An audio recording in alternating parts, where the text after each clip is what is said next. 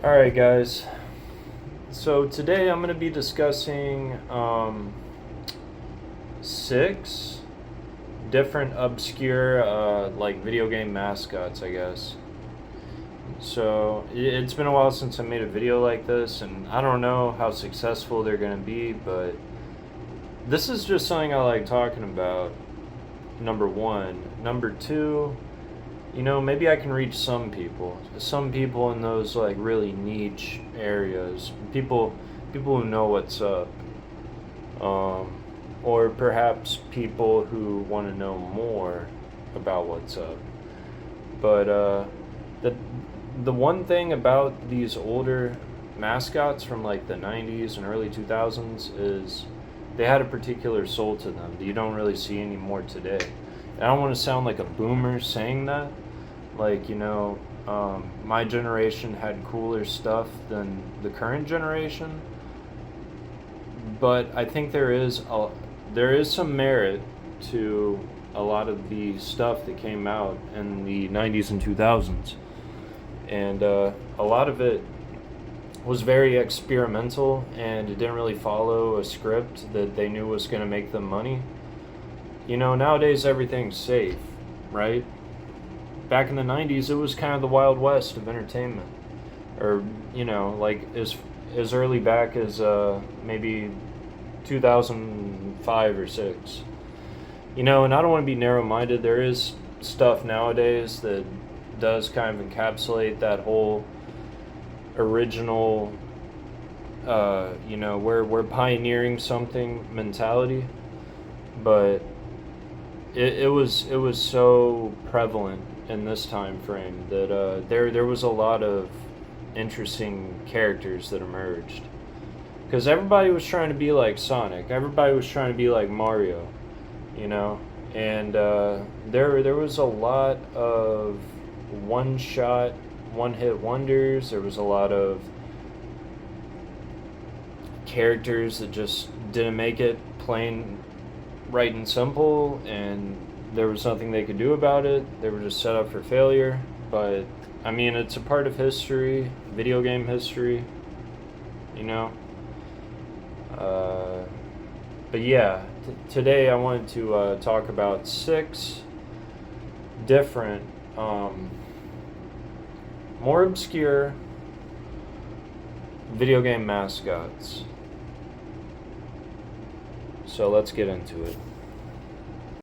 What can I say about Ronald McDonald? He's like the iconic 90s mascot of all time. When you think of 90s mascots, aside from video games and other forms of pop culture, what do you think of? You think of Ronald fucking McDonald.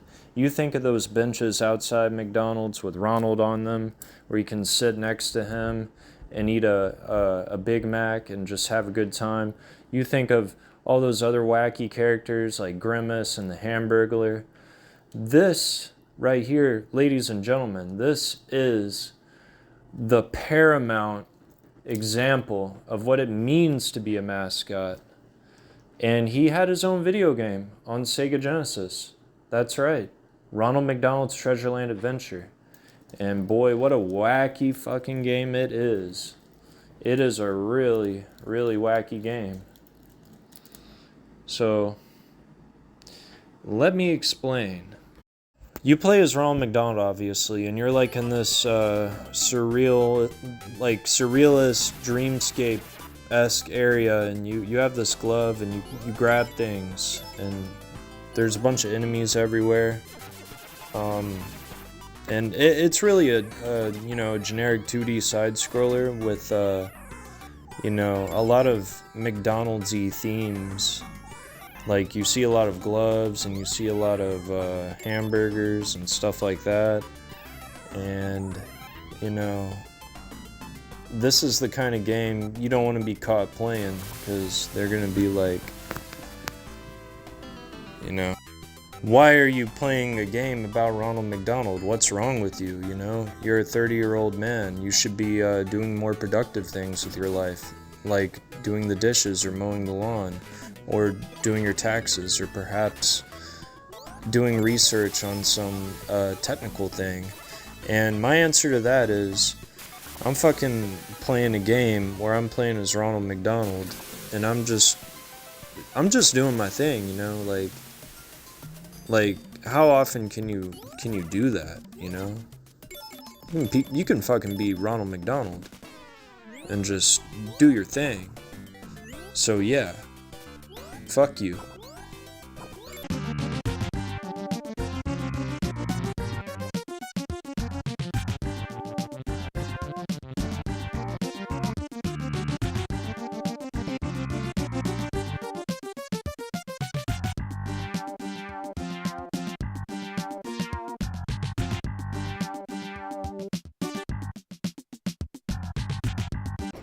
I know it's only rock and roll, but I like it, yes I do.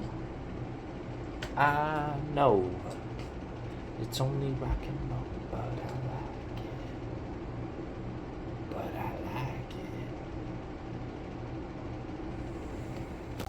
it. Next up on the list, number 2, Bob on the SNES, or rather B.O.B. You control this like little robot insect guy. He's yellow. He's borrowing his dad's car to go on a date, and his dad's kind of an asshole. He's kind of like Red from That 70s Show. He's like, hey, don't you better not scratch it, or you're never gonna hear the end of it. But he's just a cool, badass little alien punk rocker teenager. He just wants to go on his date and have fun at the movies or something. And yeah, I mean, yeah. There's not much to say about this game, in all honesty. It's pretty much your standard 2D platformer. 16-bit, just jump around, go from place to place, and shoot up some different enemies. But yeah, and honestly, the character probably borrowed a lot of inspiration from other characters that were popular at the time. I just like the idea of a robot teenage punk. That's kind of cool. I mean, later on, you know, I guess that trope kind of emerged more in other forms of media, like the cartoon My Life as a Teenage Robot and stuff like that. But nonetheless, I don't know. I kind of have a soft spot for this guy, you know. I think I have like a very faint memory of playing this game when I was like a really little kid. My sister had a Super Nintendo, and we would play like Donkey Kong Country and Super Mario World. And I think this is one of the games she had. But it's pretty cool. I highly doubt this guy will ever come back, but yeah. Alright, so number 3 on the list is this really weird game developed by Visual Concepts in 2001. It was released on the Sega Dreamcast. Floygan Brothers. Now, this is a goofy ass game, guys. Like, honestly, like, with the character designs, the level designs, the zany and wacky, zesty humor. So, damn. So in the game, you control Hoigel, and you have a brother named Moigel, who's kind of a simpleton. It kind of reminds me of George and Lenny from the book Mice and Men, but maybe with like a nice little Ed and Eddie flair to it, or perhaps like a little inspiration from. Well, I don't know if Conker's Bad Fur Day came out before this game, but it definitely reminds me of it, and also kind of a Sam and Max style, like, I don't know, the dynamic duo archetype. The game also has like a really jazzy soundtrack, and I don't know, like it fills a particular what's the word? A particular void Like I don't know. There's a few things like it. This is like a very early 2000s style right here. But it's cool nonetheless. I really do appreciate it. The two main characters are some brothers who are just kind of some hicks who run a junkyard. That's kind of a bad way to describe them, but they're they're how do you call, like they're just a interesting group of people right there. And the game is really short, um, but yeah, I mean there's not there's really not anything special about the actual gameplay. It's just the art style, and the character design. But yeah, these guys, I'd love to see them come back. I don't think Sega would. They're too preoccupied with other stuff. And they need to bring back Skies of Arcadia too. But yeah, the Flagon brothers.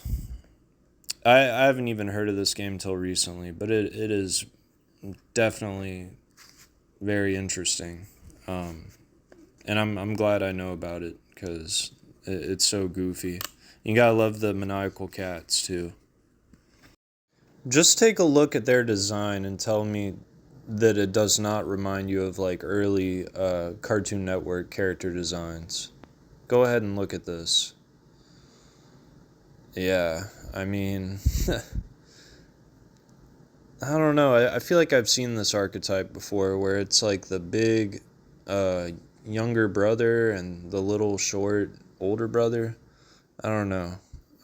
Post in the comments what other media also has this archetype. What it reminds me of is of Mice and Men, but I want to hear what you guys think. Maybe there's other stuff that has the same concept. But yeah, you gotta love that his the little guy's hobo-esque look where he has like the tie and the top hat. This is what I miss about video games. People actually made interesting characters.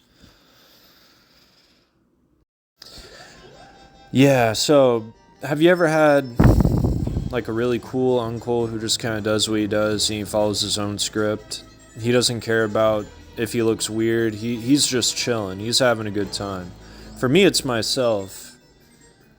But if you don't know what I'm talking about, then I would look at Gex as a prime example of this type of person, or lizard.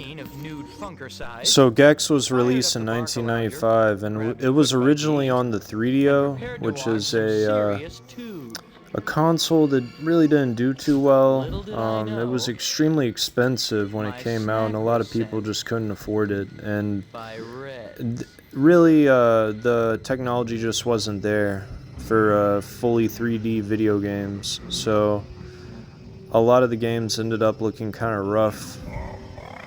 But there were a few hidden gems on the 3DO, and Gex is one of them, Return Fire is one of them. I mentioned in my previous video, Pure Nostalgia, about Return Fire, but yeah, guys, Gex is another one of those prime examples of a 90s mascot who just didn't make the cut. He had the attitude, he had the grungy demeanor, but he just didn't make the cut. He was in a couple of other games after. He had a few sequels, but all in all, he's just a forgotten mascot. But he has that gecko attitude. That's for damn sure. Shut up, Unc. You don't know what you're talking about. You're too old, man. You're too old. Shut up. Okay, guys.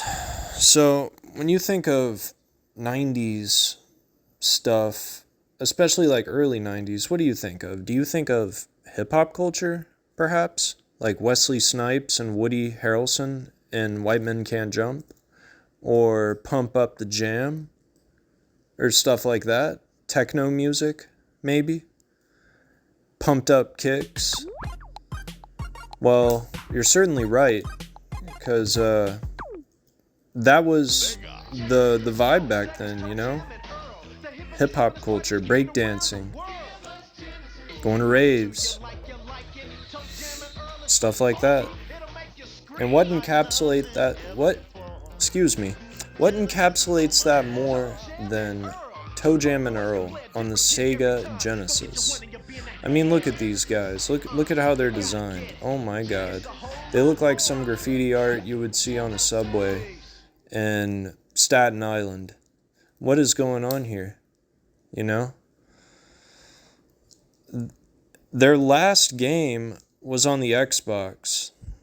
The OG Xbox, mind you. They've been out of the whole scene for quite a while now. They've only had 3 games.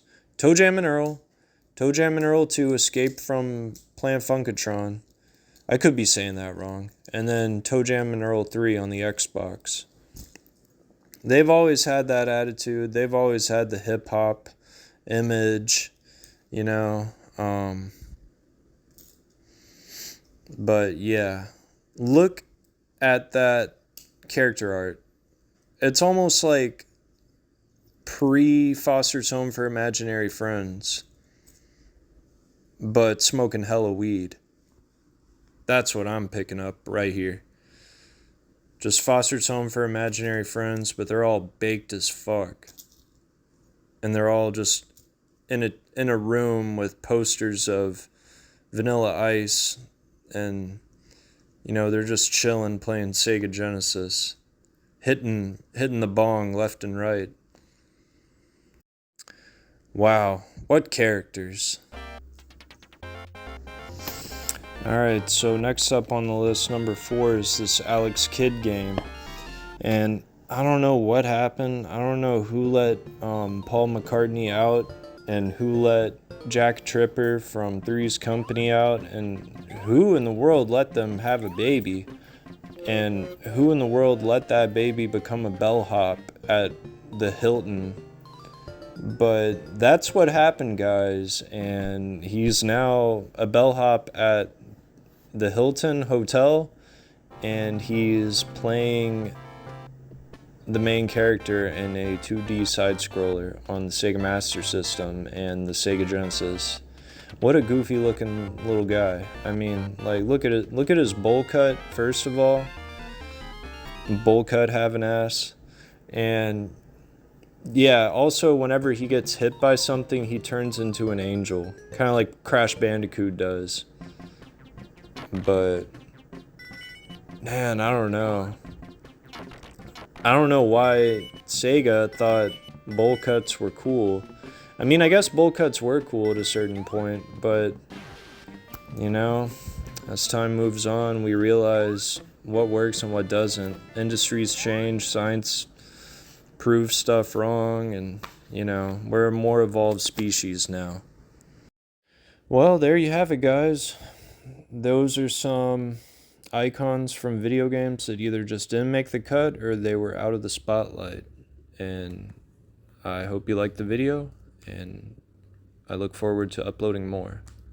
So y'all stay tuned, okay? Remember to subscribe, smash that like button,